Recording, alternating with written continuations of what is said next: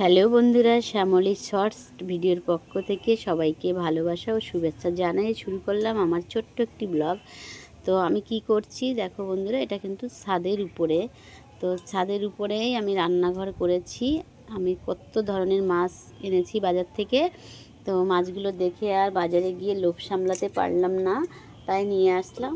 অল্প অল্প নিয়ে এসেছি অবশ্য।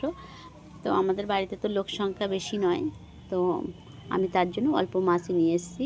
ভিতরে আছে কলের ব্যবস্থা, জল আছে, তাই তো রান্নাঘরে রান্না করতে খুব ভালো লাগে। এটা হচ্ছে আমার রান্নাঘর, কত জ্বালানি। তো যে যে পিকনিক খাবে চলে আসবে আমাদের বাড়িতে, অবশ্যই খুব মজা হবে। জ্বালানি আছে, এদিকে উনুন আছে, আর দুটো হাঁড়ি, কেন জল গরম লাগে শীতের সময়, তাই উনুনে রান্না করছি। আর আমি দেখো সব মাছগুলো কাটা কমপ্লিট। এই দেখো কত মাছ হয়েছে।